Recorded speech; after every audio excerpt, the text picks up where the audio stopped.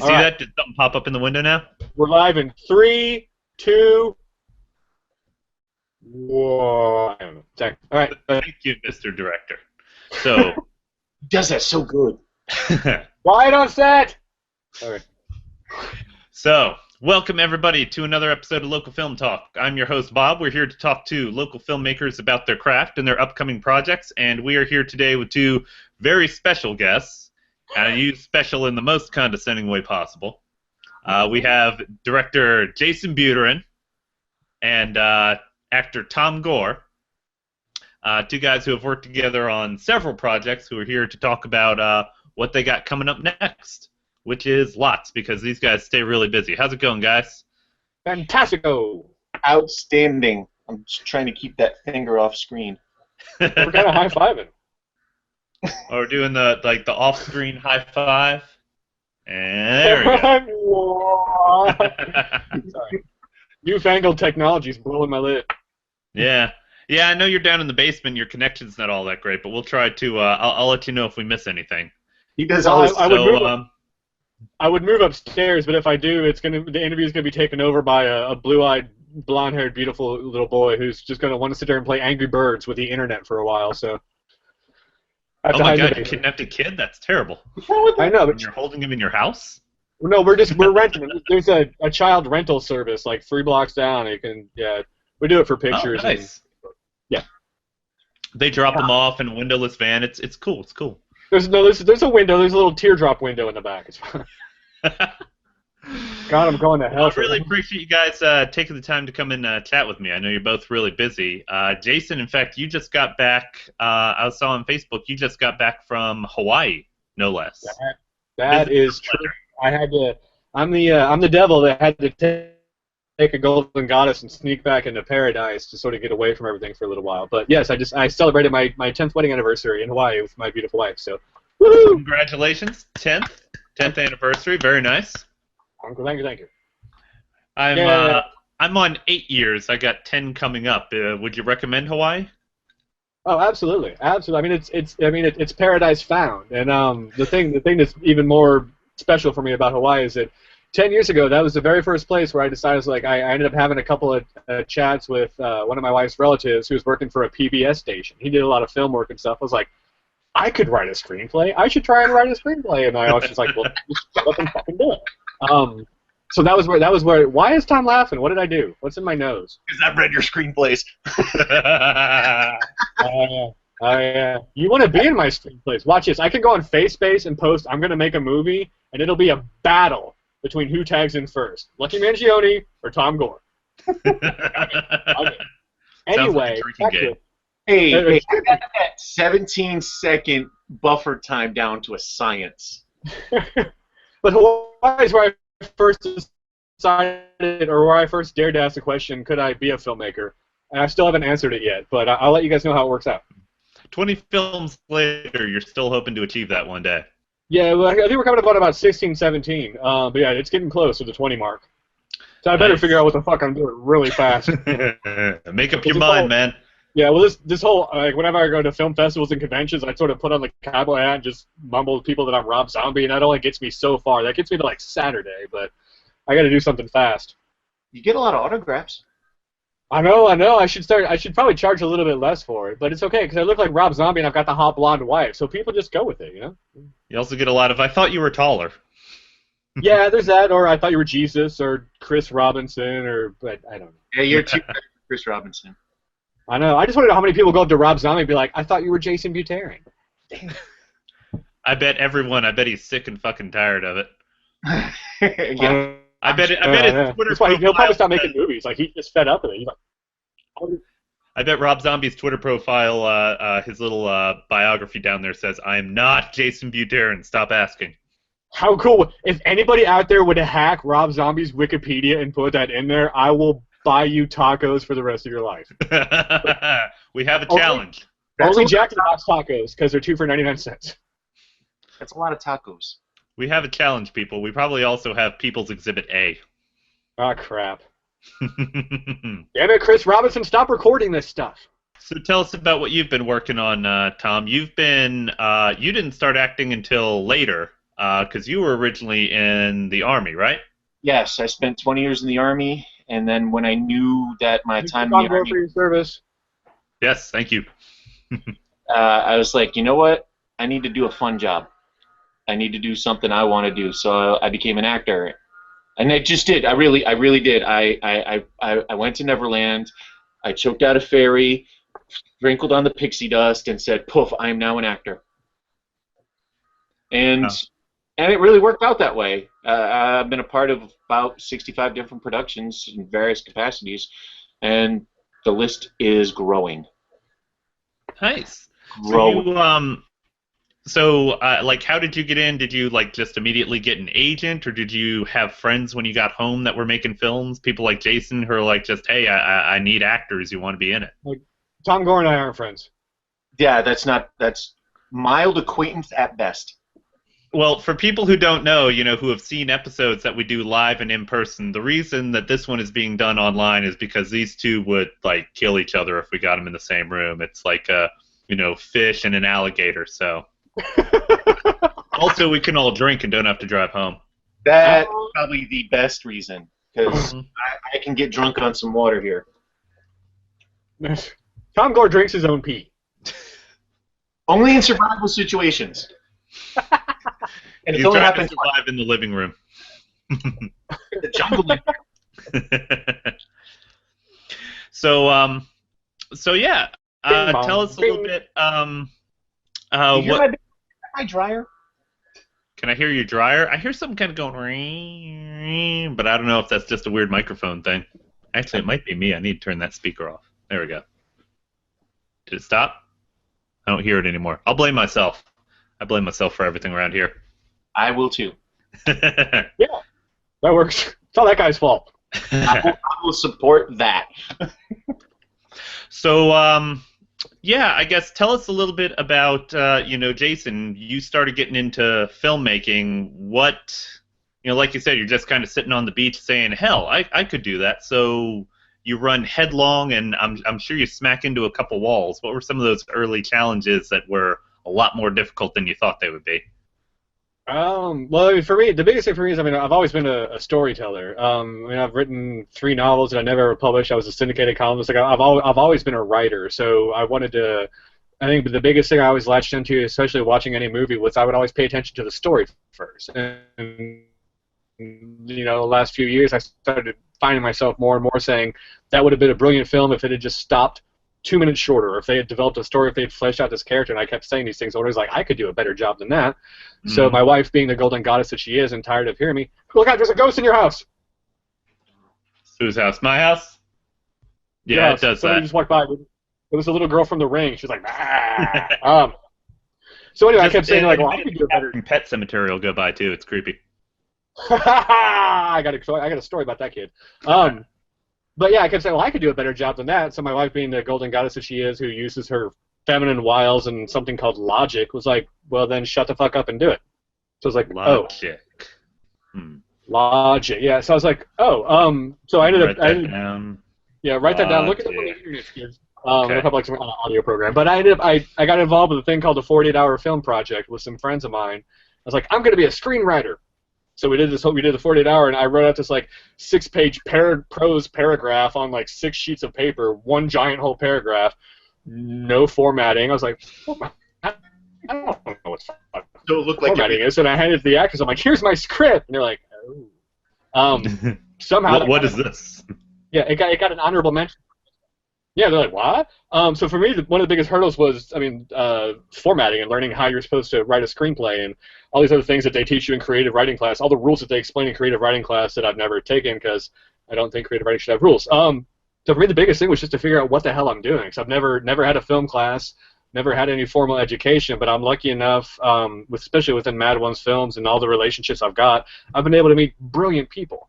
That if I don't know how to do something, I can ask and they'll show me. And a lot of times it'll be better than anything whatever I'd seen in my head anyway. So a lot of that for me was to be able to overcome the obstacles of having a lack of formal filmmaking education. I learned about formatting, which is apparently important. Scene settings are apparently important. Differentiating between action and dialogue. all these things. I've got a big stack of books on how to make movies right over there that I've never read. I'm too busy fucking making movies.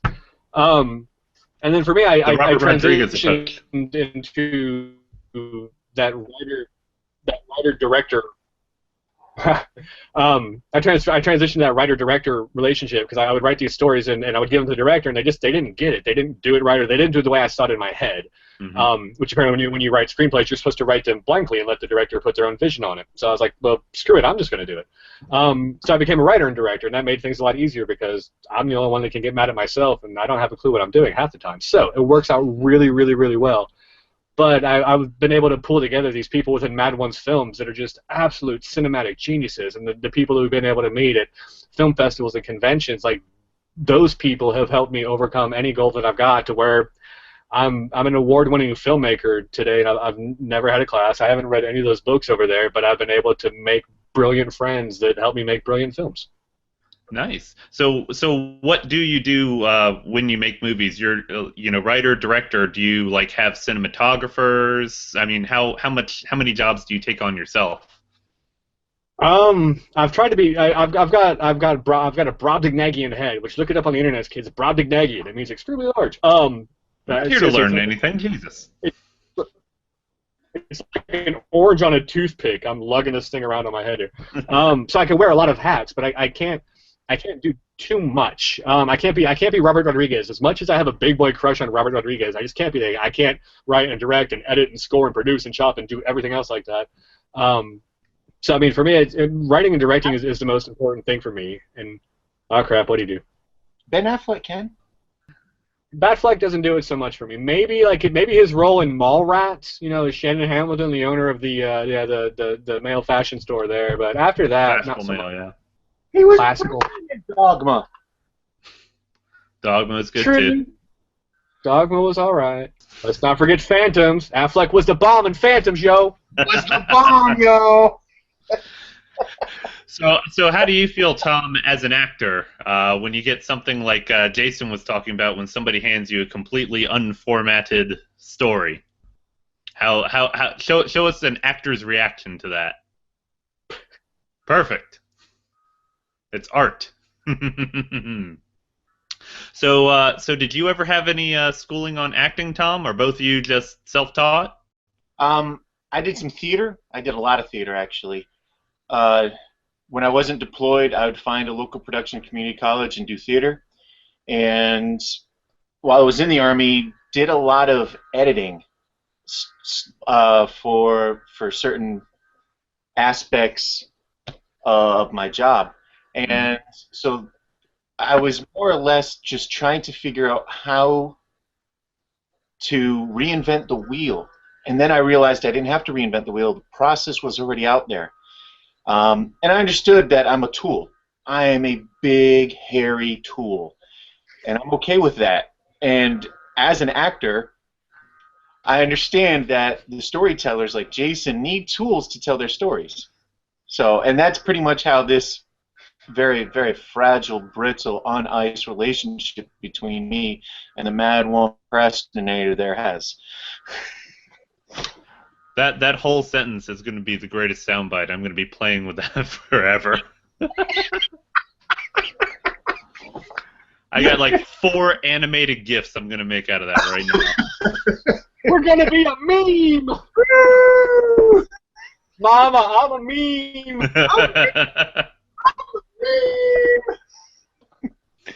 Oh, so what was your first, Tom, what was your first acting gig outside of theater, like for actual film or video? I was in a Domino's pizza commercial up in Alaska that apparently everyone saw in all of Alaska. Both of them. They both saw it.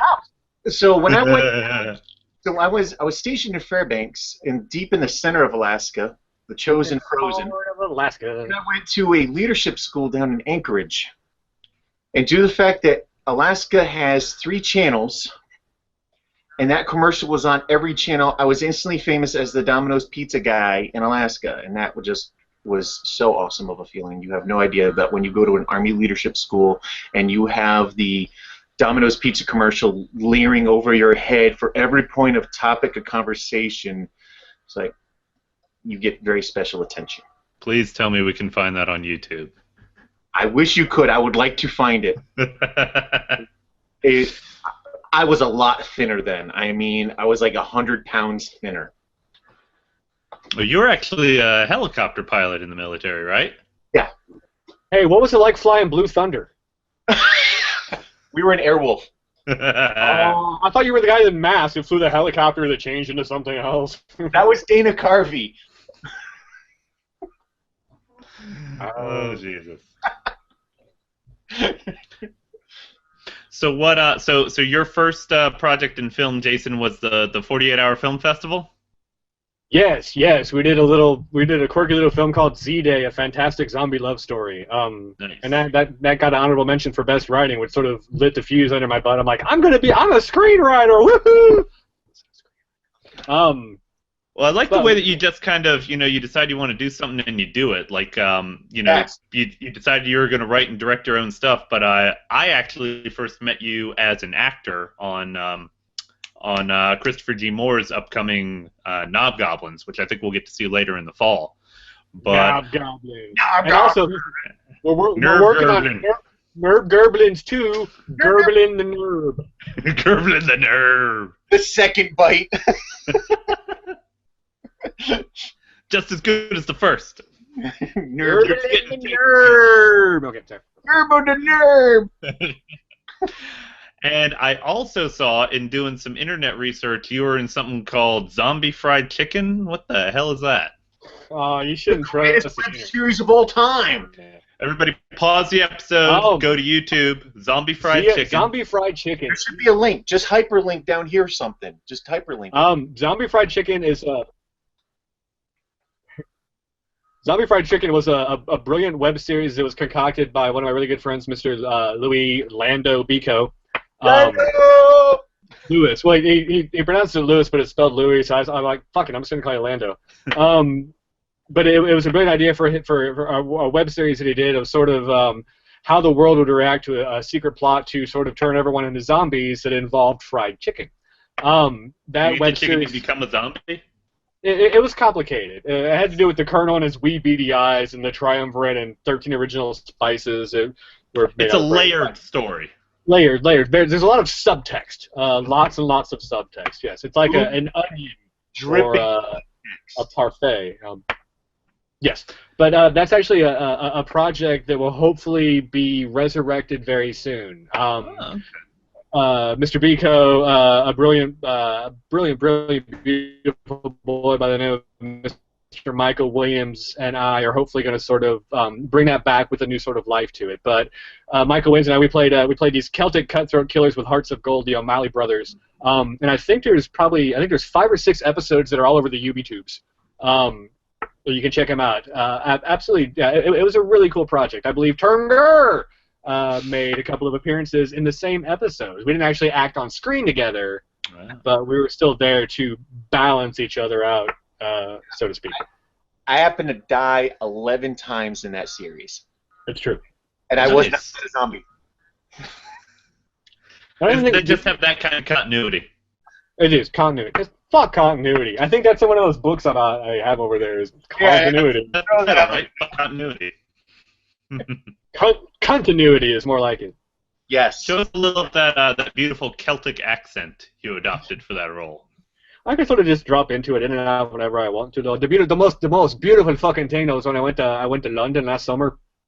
I was like, what the fuck? Let's just see if I can pull this off. So it's like, as soon as I got on the plane until the point, well, about 2 or 3 days after I got back, spoke with the accent the entire time. Fooled every single fucking person over there. People from Ireland are asking me what county I'm from. I fooled the Welsh. The Welsh, for fuck's sake. You know how hard it is to fool a Welshman? But it was easy to do. So sort of being able to drop in and out of that. My wife loves whenever I had that acting gig come up, because for about 2 weeks before that and 2 weeks after that, the accent's just going to come back, and it's not going to go away, and you can't make it go away. But ZFC is going to come back, and that's the important thing, because we're going to bring back the snakes. Tom Gore, make the little hashtag thingy. Make the snakes. Hashtag, bring back the snakes. ZFC, what do you call it? What's a hashtag? An Oglethorpe? What is it? Octothorpe. Octothorpe. Well, yeah, octothorpe, and there's a couple different definitions about the etymology of that word. It either goes back to the 12th to 13th century Norse map making. It was actually a little symbol, but they would connote that symbol that there was basically a village that was surrounded by 8 fields. So that was what that symbol was. Or the other camp of other school of thought is that it's a 1950s, 1960s telecommunication term. Okay. That was the most boring part of this whole interview. No. No, but we get to watch Tom do this in the corner. It's all fun. Now you know. Well, I appreciate you guys. A rainbow gift behind my hand. Oh, Jesus, man. I can't key shit in this. Holy crap. You need to up your game. If we're giving you all way too much time. You need to up your game. Because I'll we up yours, Tom Gore. I'll put your lower thirds in there and everything, but I'm not trying to key shit behind you. If you wanted me to key something behind you, you could at least sit behind in front of a green background. Jesus. Next time we'll have that up. I will have a green screen up behind me next time. Speaking of which, what are you doing in there in the living room? Last time I talked to you, you had a bunch of equipment in your living room. What you doing? Bunch of equipment. I'm lazy. I don't put it up. I just leave it on. All I gotta do is hit the lights, and poof, I'm there. You were also building something in your garage. Nice. Jason, what you terrible have things to be can I on do the with other that? side of the green screen. You have to be on the other side. You're not the special effect. The green screen is the special effect. You need to be in front of it. Oh, he said you're not special. That's so sad. Oh, he's special. Someone just got written out of Kill Giggles, didn't they? Well, there goes that. Oh, he's hurt. Mortified, even. I mean, like I can feel it right by Superman's forehead. Right in the feels. The feels, they hurt. You can still be Kill Giggles, Tom Gore. I'm just going to kill the crap out of you. Here we are. I would expect nothing less. So, I've been working on my lab for you, Jason. Okay. What? Hey, boys and girls, it's time to party! Oh, jeez, I'm terrified already. Kill Giggles, it's coming soon, kids. Pedophile, party clown. Ugh. So what are you guys working on next? Jason, I know you finished shooting, and I assume we're in the process of editing something called Don't Let the Light In, but you also seem like the kind of guy who has 2 or 3 things going on at once. So tell us what you're up to. There's a ghost behind you again. It does that. Don't look, don't turn around. We should drink whenever the ghost walks by. Oh, best drinking game. Right now, well, I mean, we're still we're between Hell and a Hard Place is really killing it on the film festival circuit. We just got into the Scares of Care Film Festival, which will be in Williamsburg, Virginia, at the end of July. But that makes our 20th film festival convention screening for Between Hell and a Hard Place. So yay, number 20. Are you trying to go to all of these? I try and go to as many as I can, but there's not a lot of travel budget in the indie film world, or at least I don't have it. So if I can't drive there, I don't get to go to those. There's one in Austin I'm going to in September that I just booked, or I'm going to book my tickets for, the Austin Revolution Film Festival, which is absolutely amazing. But we're going to do that one. So we've got Between Hell and a Hard Place, but yeah, Don't Let the Light In is in post-production right now. We've got a rough cut, so we're working on getting a picture lock and stuff like that. We'll hopefully have that maybe by the end of the summer.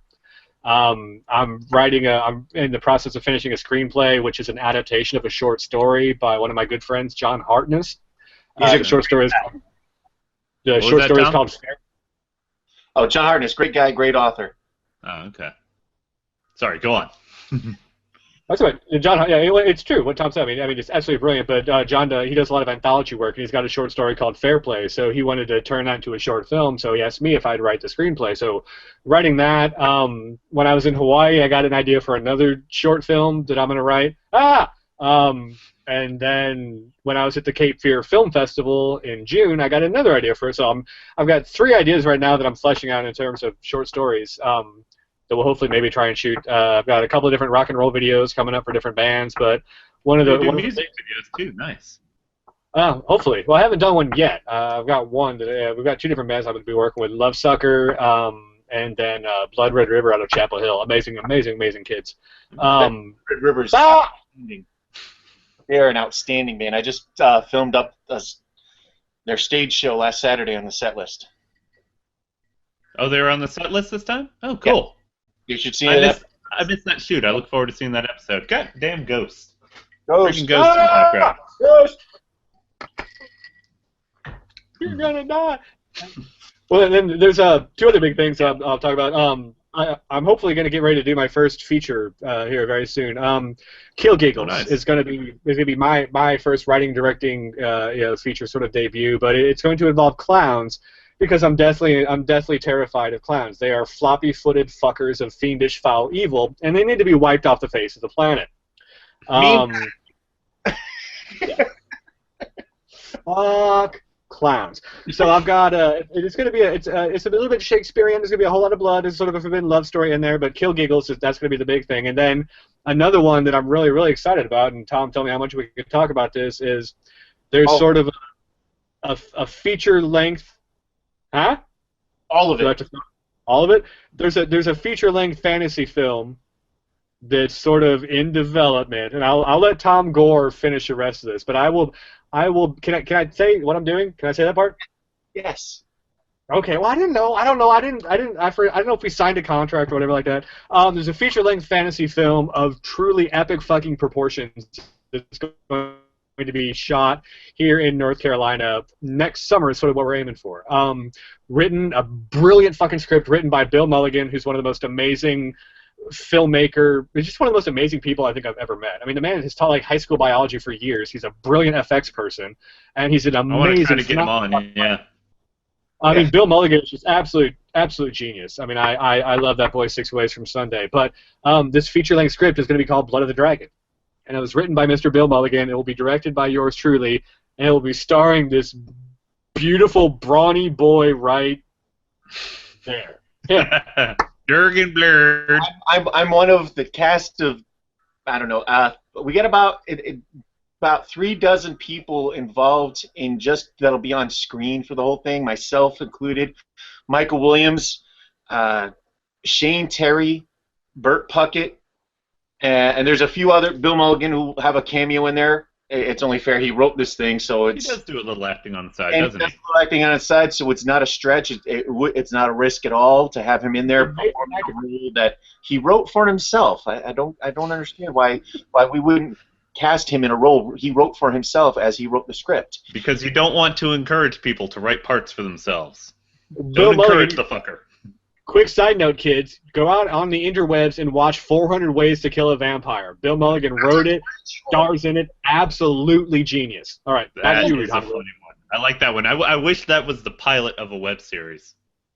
He that's has an idea, too. A 400 Ways to Kill a Vampire Bible, and it is about 400 pages of beautiful story script that once I win the lottery, I can afford to actually pay for and make this thing happen.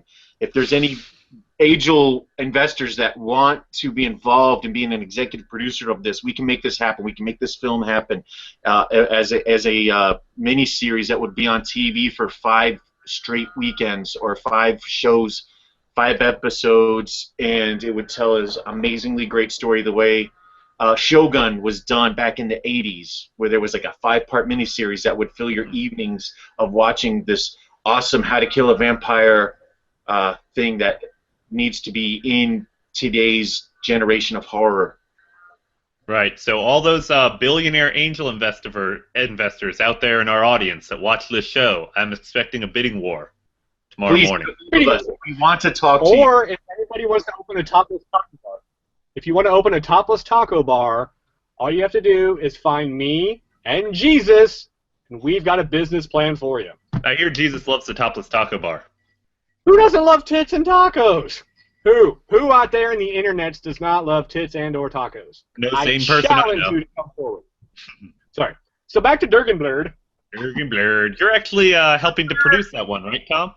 I am an executive producer on it. I am actually fabricating a lot of the props and making all the drug deals and trying to find investors and get everything assembled so that way when we start to shoot this thing and film this thing, all the pieces are in place and we can actually knock it out of the park and sell this film so that way the people can enjoy the story that we've put together for them. Right. And one thing that I have neglected to mention, this being your first episode on, so people, I mean, everybody knows who Tom Gore is, but surprisingly, probably one of the few actors in North Carolina who has not been on Lizard Lick Towing. Yeah, I have. Oh, you have? Oh, damn. Yeah. Everybody's been on Lizard Lick Towing.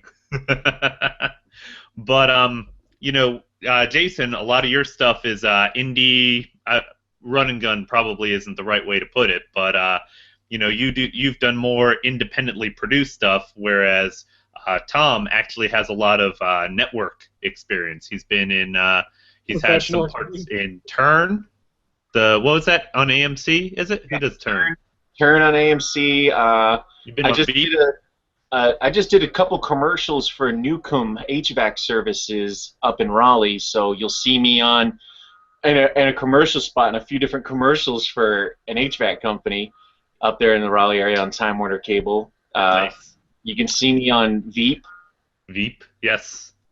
To that, you can see me in Turn for a couple episodes. It's a fun time. And you've done a lot of work, you know, as we can tell, within the actual industry. So it'll be really cool to see something like Dragon Blood, where we have the indie sensibilities that Jaysen's bringing to it, but Tom's going to get all the paperwork taken care of and make it a nice professional production. So it'll be nice to see this one come together.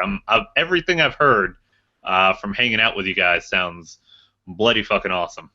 Yeah, I'm not allowed to do paperwork. No.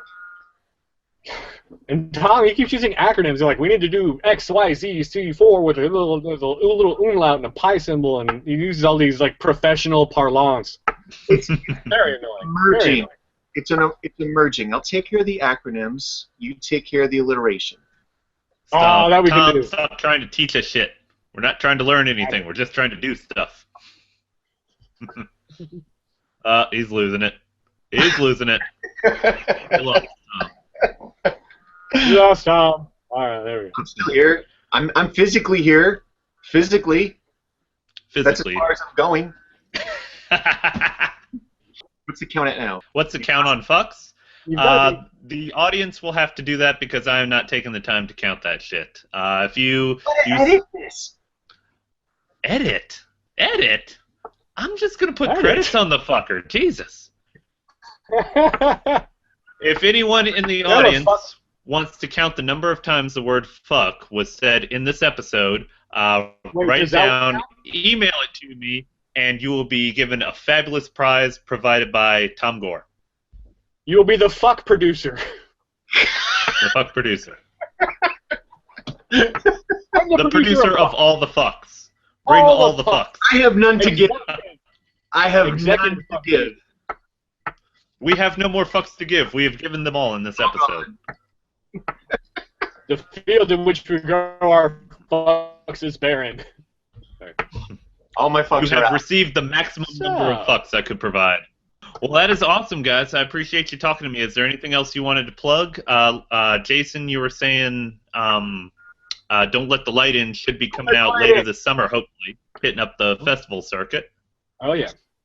Is there anywhere anybody can go to see your older stuff? We've got a lot of stuff. A lot of our previous shorts and stuff like that are on YouTube or MadOnesFilms.com. Or if you want to come to my house and flash me a lot of money, I'll show you my stuff. It's not really that impressive. And maybe you'll get to see a film or two, also. Yeah. You never know. Me and my little pink friend. Yeah, we'll entertain you. We'll keep it worth your while. I don't want to think about where that thing has been. You really don't, man. Because this one is like... It's like the Stanley Cup, man. It's been everywhere, and you don't want to hear half the stories. Oh yeah, I've got stories from like a big the Fandom Fest in Louisville. There's a lady who's gonna give me $100 if she could take Jesus to her room for an hour. And I was like, no, I need him for a movie. So we didn't do it. But yeah, everybody wants Jesus because remember, only Jesus gets a second coming. Everyone else has to pay. Yep. So true. Yeah. So true. That's how the industry works. Tom, what can we look forward to seeing you in? Everything. Everything. I'm in everything. Tom Gore is in every fucking film in any of the Carolinas. If it's being shot in the Carolinas, he's probably in it. Tom, what will you be playing in the next season of Under the Dome? I'm still trying to get under the dome. Pretty heavy, but I'm still trying to get there.